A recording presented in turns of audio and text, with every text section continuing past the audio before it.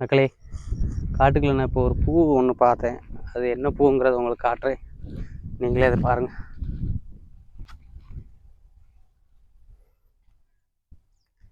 இதுதான் அந்த பூ.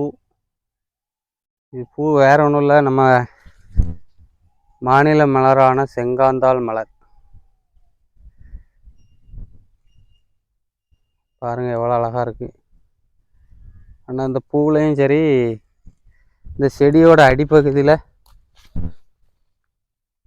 இதுதான் அந்த மலர்.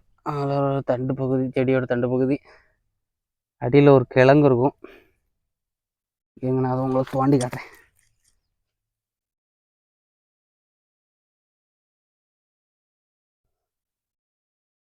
அந்த கிழங்கு வந்து சாப்பிடக்கூடியது கிடையாது, விஷத்தன்மை வாய்ந்தது. நிறைய பேர் சாப்பிட்டு உயிரிழந்திருக்காங்க.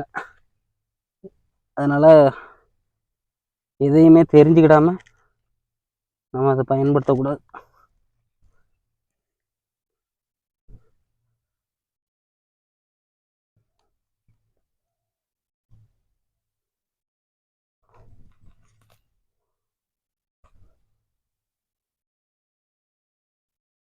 பார்த்தீங்கன்னா தெரியும், கிழங்கு லேசு தெரியுது.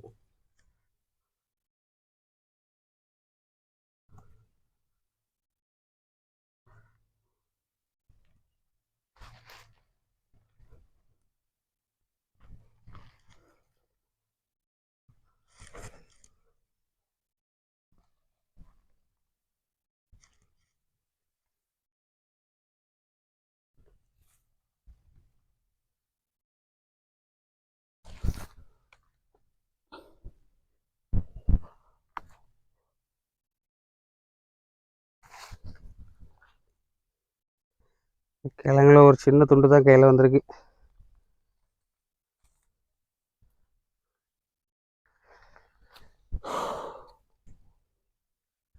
பாருங்க மக்களே, செங்காந்தாளம் மலர், அதோட செடி, அதோட கிழங்கு. இந்த கிழங்கை சாப்பிட்டு உயிரிழந்தவங்க நிறையா. அதனால் இதை பற்றி தெரியாமல் இதை சாப்பிடாதீங்க.